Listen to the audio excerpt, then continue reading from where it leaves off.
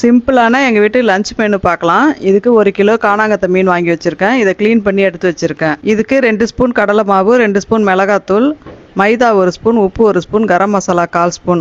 இது கூட கொஞ்சம் தண்ணி சேர்த்து மிக்ஸ் பண்ணி கழுவி வச்ச மீன் கூட இது எல்லாத்தையும் சேர்த்து 1 மணி நேரத்துக்கு முன்னாடியே மேரினேட் பண்ணி எடுத்து வச்சுக்கிறேன். அடுப்பில் ஒரு தோசைக்கல்லை வச்சு கல் சூடான உடனே 2 குழிக்கரண்டி எண்ணெய் சேர்த்து மேரினேட் பண்ண எல்லா மீனையும் இது போல் ஒன்றா சேர்த்துக்கிறேன். அடுப்பை சிம்மில் வச்சு மீனை திருப்பி போடாமல் தோசைக்கல்லையே அப்பப்போ திருப்பி 2-3 நிமிஷத்துக்கு வேக விட்டு மீன் கிறிஸ்பி ஆகிற அளவுக்கு ஃப்ரை பண்ணிக்கிறேன். இதுக்கப்புறம் மீனை திருப்பி விட்டு இன்னும் 2 நிமிஷத்துக்கு கிறிஸ்பி ஆகிற அளவுக்கு ஃப்ரை பண்ணி எடுத்துக்கிறேன். இப்போ மீன் பொரியல் ரெடி ஆயிடுச்சு. அடுத்ததான் முளைக்கீரை கூட்டு பார்க்கலாம். இது எங்கள் வீட்டில் ரொம்ப கட்டியாக இல்லாமல் கொஞ்சம் தண்ணியாக தான் இருக்கும். இதுக்கு குக்கரில் 1 கப்பு ஊற வச்ச துவரம்பருப்பு சேர்த்து அது கூட பச்சை மிளகாய் 1, 2 வெங்காயம், 1 தக்காளி சின்ன சைஸு கட் பண்ணி வச்சுருக்கேன்.